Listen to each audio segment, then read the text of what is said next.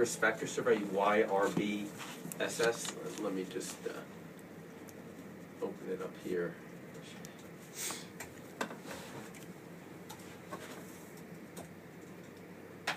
So you just go into Google and type in YRBSS, okay? YRB, and here's some Youth Suicide Behavior Risk Survey. So let's take a look at that for a second. All right, so you can go here and it tells you about the survey. And you can then take a look at it. So what did the 2011 year report say, for example? Open it up, and results from the 2011 survey. This is a high school survey. Indicates many high school students are engaged in priority health risky behavior. Let's see. All right, so this is the stuff that did, you know, they 33% of high school students nationwide had texted or emailed while driving. 38% had alcohol, and 23% had used marijuana. And if we're looking for suicide, so let's just do a search. Make it easier for ourselves.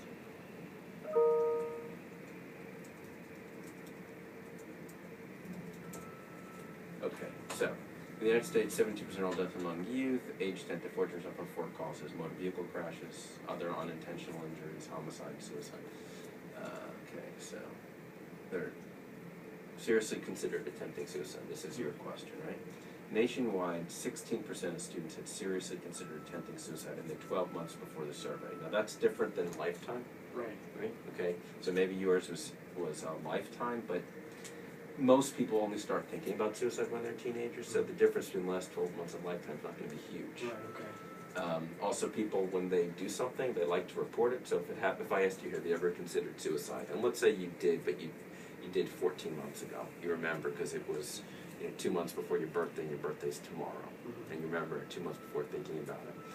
But you didn't since. A lot of people, when they're asking a question, they would like to report it. And even though it was 14 months ago, there's some people who would say, oh, I'll fit it in. It's almost 12 months. So it's usually inflated for those reasons. All right.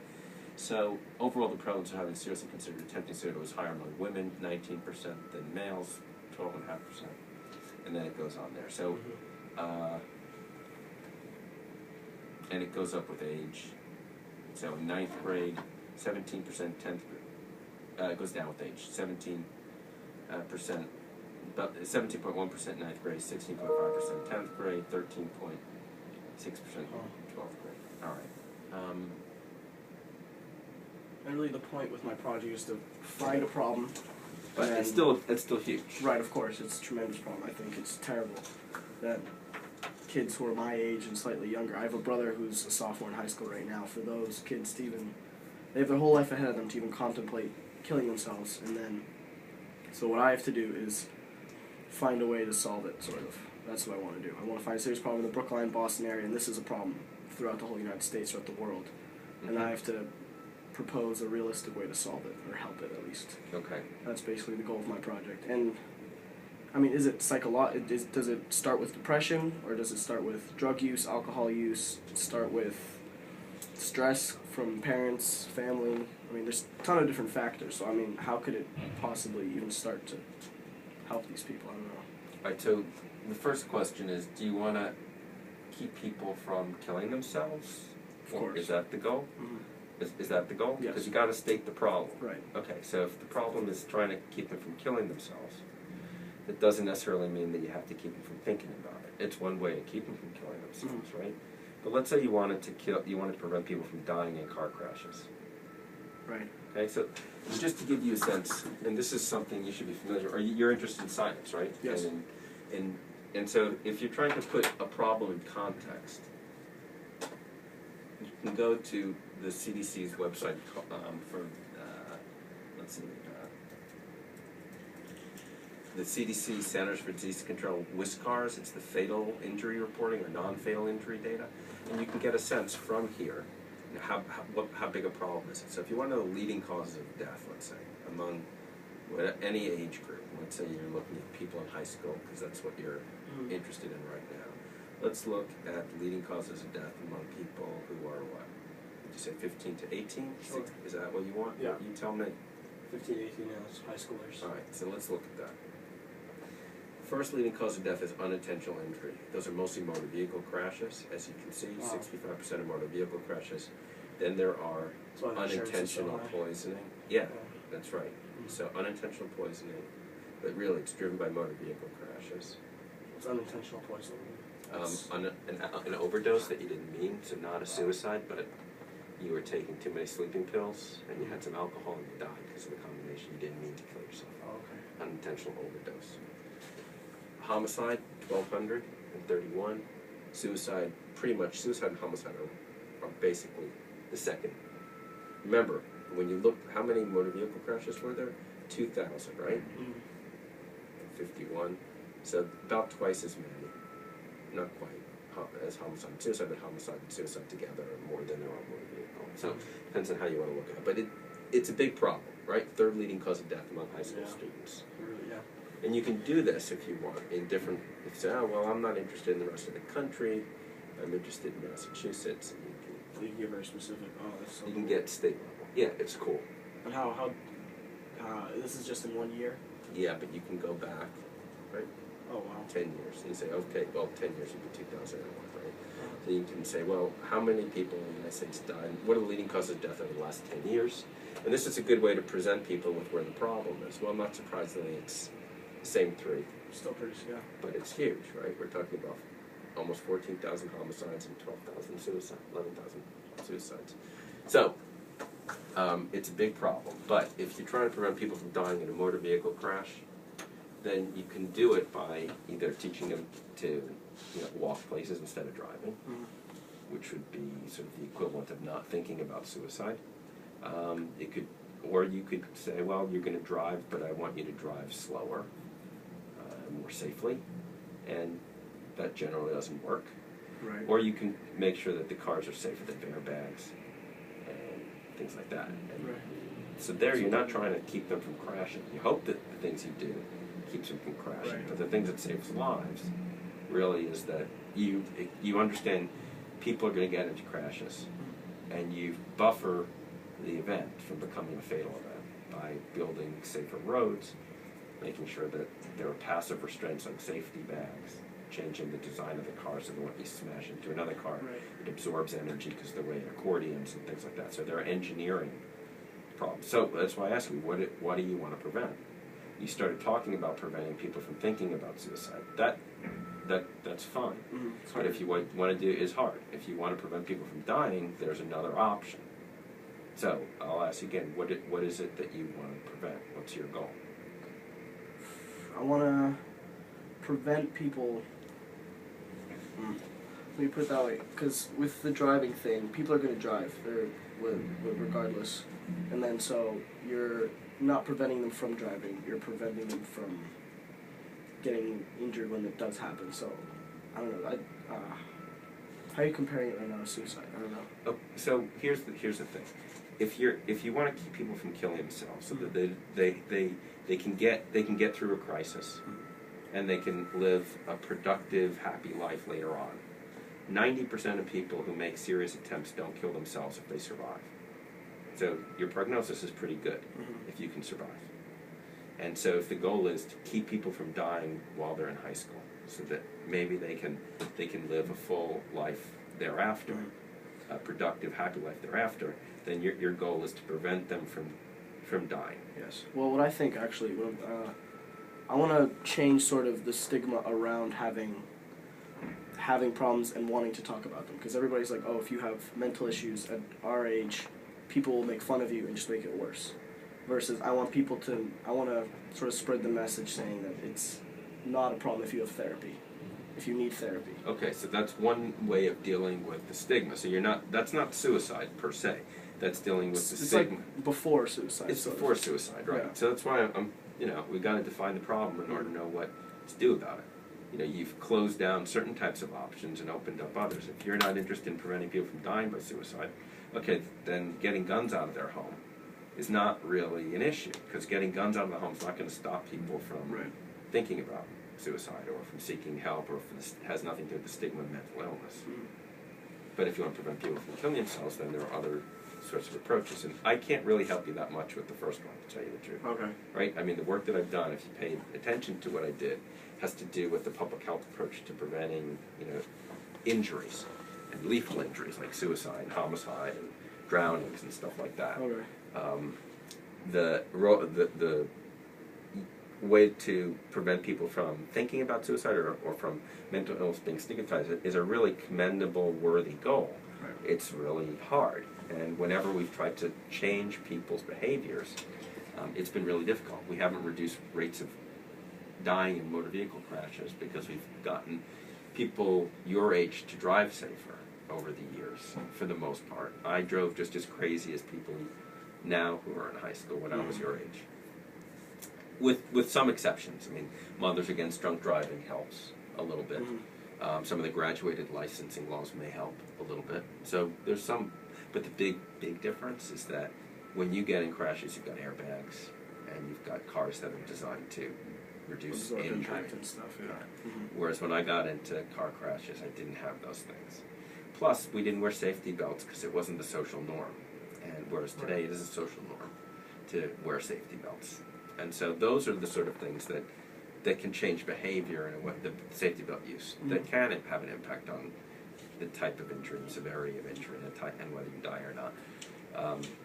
And it's those social norms that could be used to modify those norms so that people seek behavior. They don't view depression or drug problems as something to And not to block those people out. blame themselves. Yeah, not to block them out, sort of help them out and realize that they can help or something is wrong and that it can lead to suicide and stuff like that. Yeah, so if the issue is how do you decrease stigma, that's a good question. But it's not something that I can really help that much with. Okay. I don't know how to do that. I don't think people know how to do it very well. Right. Well, it takes time. I mean, like, I can't do it with one paper. I mean, I can only propose an idea. Yeah, you mean, could lay my- out the yeah. challenges. Right. I mean, my teacher, he just put me in your direction because I came up to him saying, Uh-huh. I'm interested in suicide in teens and how to prevent that. And then he said, I'll Right, do right, this and that's why I'm telling you what I know most about is sort of what works to prevent suicide. And what does suicide mean? I mean, you can teach your class a lot just by making sure that when they talk about suicide, they're talking about death.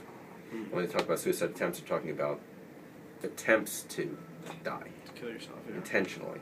Mm. If they're talking about thoughts, then there's a whole range of things. It's a lot different. And you could sort of lay it out. Sort of here's what we know. What statistic from Brookline seems not credible to me, but okay. Yeah, I need to go back probably and check that. I You might can have go back might have and you missed- can look. Say, here's what we know from the YRBS. Here's where we land. We think about it a lot more. But how about people in Massachusetts? Do we die more from suicide? You know, what are the mental illnesses associated with suicide? Does suicide occur outside of having mental illness? I mean, for kids your age, the risk of living in a home with a gun is even higher than the risk of having mental illness with respect to the risk of suicide. Really. Mm-hmm. So it's like guns seem to be the main issue. For children, Right. for kids 16 and under, right? You're probably 17, 16 and a half, 17, something like that. So for kids your age and younger, what's called the population attributable risk, the risk that can be attributed to guns in the home or depression, let's say. There's a greater risk attributable to living in a home with a gun than to having depression. Because it's not only kids with depression who shoot themselves. Sometimes kids who are having all sorts of sort of mood problems or have drug problems or just get angry and out of control. And when you use a gun to attempt suicide, you don't get a second chance. Well, I know I saw a statistic that even though girls tend to commit suicide more often than Tend to attempt suicide. more often than men, but men That's right. are more often use a gun. And the more they'll often die. Yes. Right, exactly. So this is not exactly right, but it'll help you remember it. Women, whether they're girls or adult women, Okay. attempt suicide roughly 2 to 3 times as often as do men, whereas men actually succeed in killing themselves 3 to 4 times as often.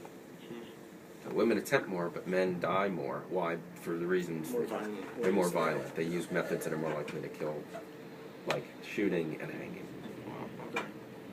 Is that sort of, I don't know why? What's the cycle? What's the reasoning behind that? Yeah, Anything and like- it's an empirical observation, meaning that it's what you see. This is when you look. Here's what men attempt with. Here's what women attempt with.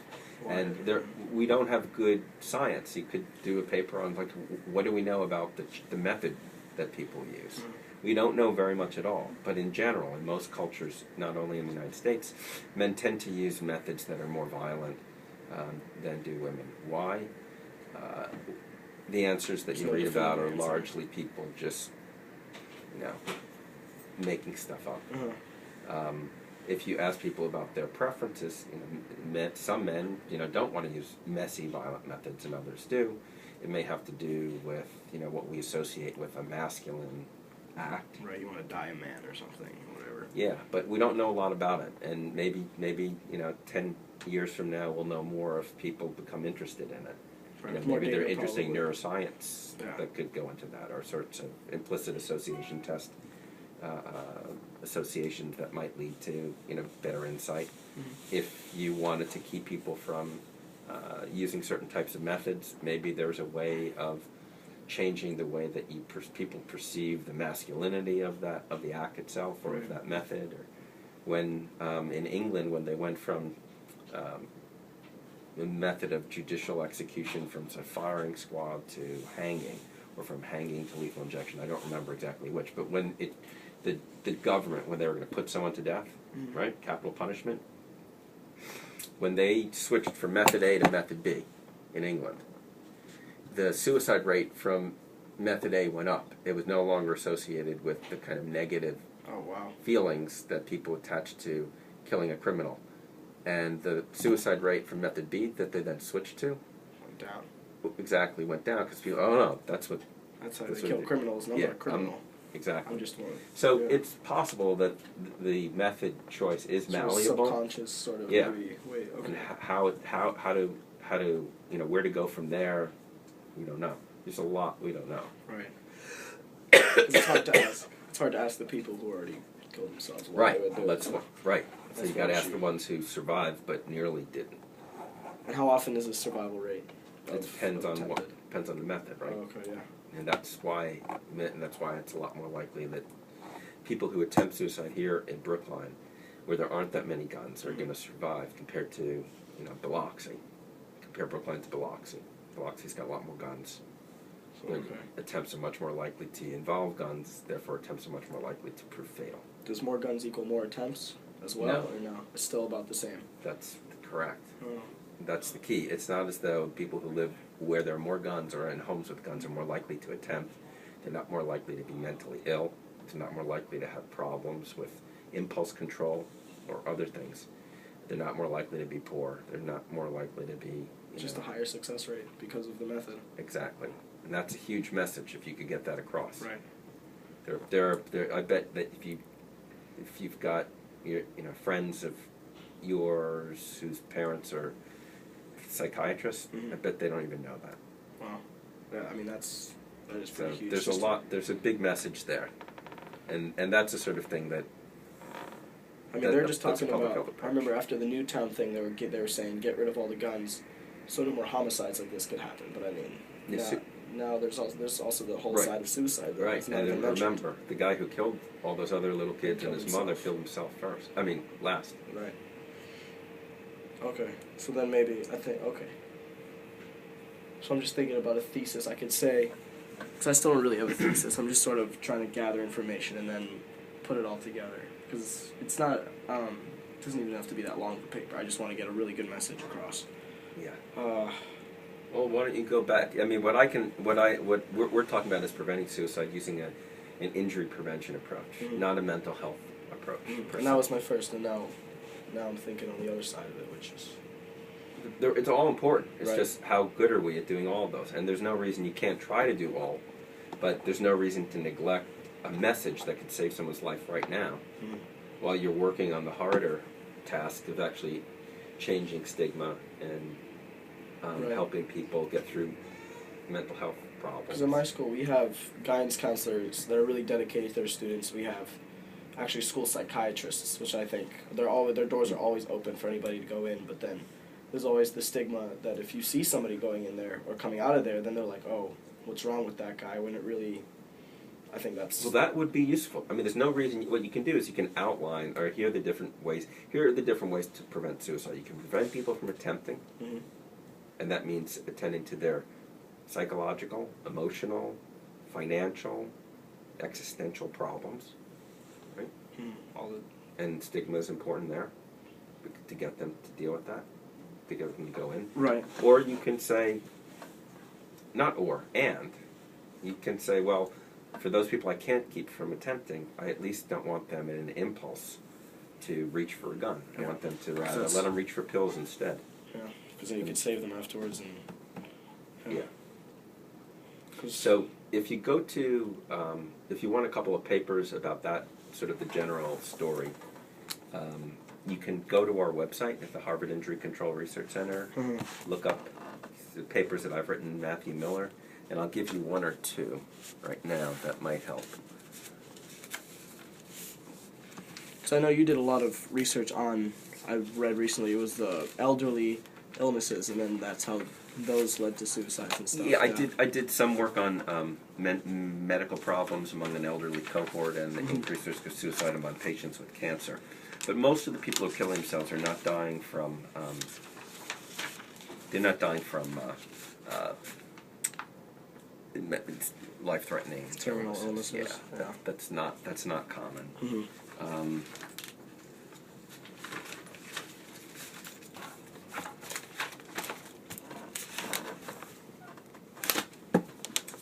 You know what?